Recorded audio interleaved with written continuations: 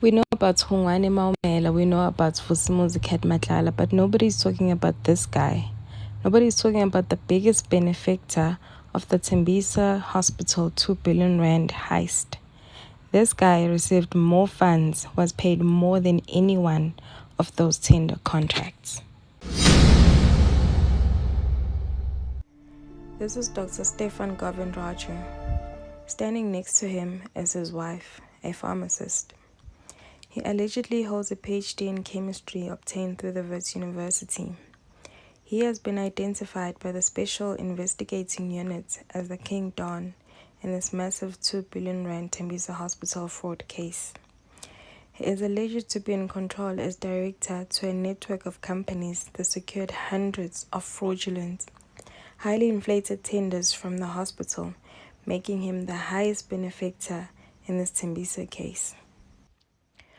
Govindraju was exposed by Babita Deokaran, who flagged over 200 companies doing fraudulent business with the Thembisa Hospital in 2021. Babita was the Chief Director of Financial Accounting at the Gauteng Department of Health. In August 2021, she stopped almost R1 billion in suspicious payments to companies doing tenders with Thembisa Hospital. She uncovered a sophisticated network draining public health funds meant for the poorest communities and called for a forensic investigation. This placed a bounty on her head. She was assassinated shortly after.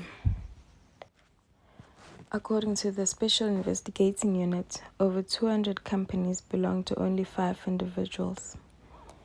And the people of interest are, at the top, Stefan Govindraju, followed by Maumela, followed by the Mazibuko family, controlled by Rudolf Mazibuko. On the fourth space is Selo Sekoko, an ANC member, and then lastly, Matlala. The investigation found evidence of fraudulent practices, document tampering, procurement system abuse, and shell companies. There is evidence that companies belonging to the same person would bid against each other, a win-win situation, creating an appearance of competition, yet ensuring the winner stays the same. Although Govindraju is singled out as the key figure in this fraud case, no charges have been filed against him. He only has a tax evasion charge for one of his companies called Fulingenex. In June 2025, he appeared at the Roodepoort Magistrate Court for failure to submit tax returns. This is the only active case. Fulingenex alone scored at least 11 contracts to supply medical and surgical equipment. One of the contracts was to supply the hospital with surgical scissors. They charged the hospital 10,000 rand for one pair of scissors. They supplied 20 pairs of surgical scissors at a cost of 194,000 rand. The second was for a 30 set of forceps at a total cost of 216,000.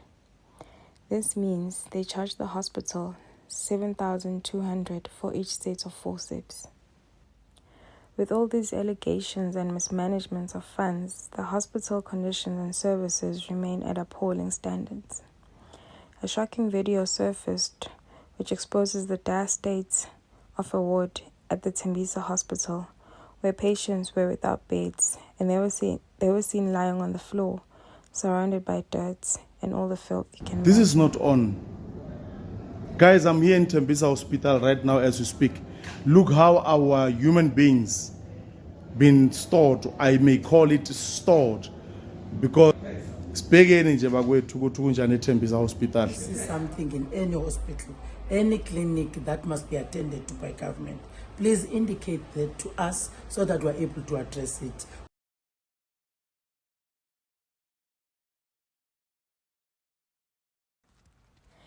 In another incident, the patient died after being starved for 5 days. Shonisani Litole, a 30-something-year-old businessman, was admitted at Thembisa Hospital with COVID-19. He did not receive food for more than 2 days. On the second day, laying on his hospital bed, he sent a tweet to the then Minister of Health, Dr. Zweli Mkhize. He lamented that he hasn't eaten for 48 hours and the conditions have become unbearable. Upon receipt of the Twitter message, the health minister immediately acted on this by lodging a complaint with the health ombudsman, but it was too late. An investigation ensued. It was found that Shonisani was not offered meals since his admission on the 23rd of June until the 25th of June. He only received food on the 25th of June. That marked a period of 52 hours of involuntary fasting.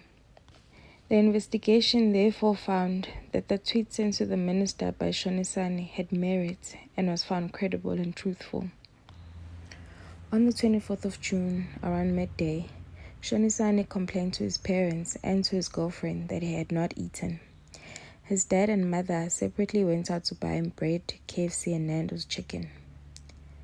These were not delivered to him.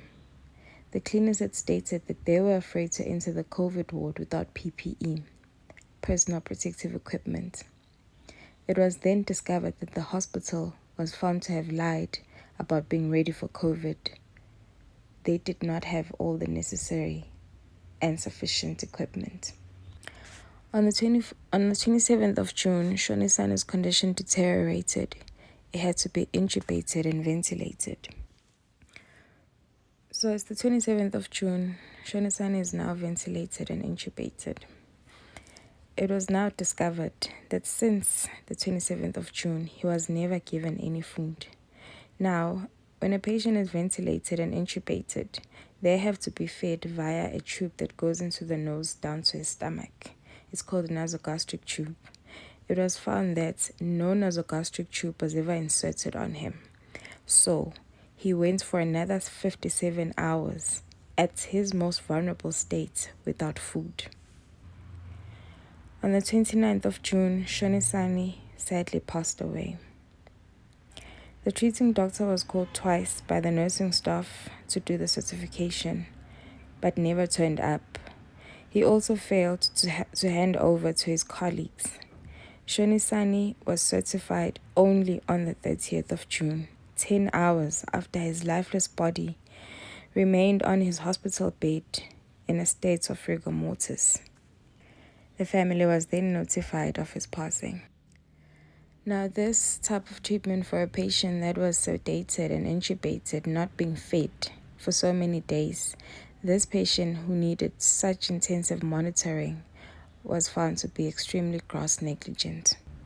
The Thembisa story is a sad one because with such substandard services and conditions, the hospital is still linked to a massive mismanagement of funds.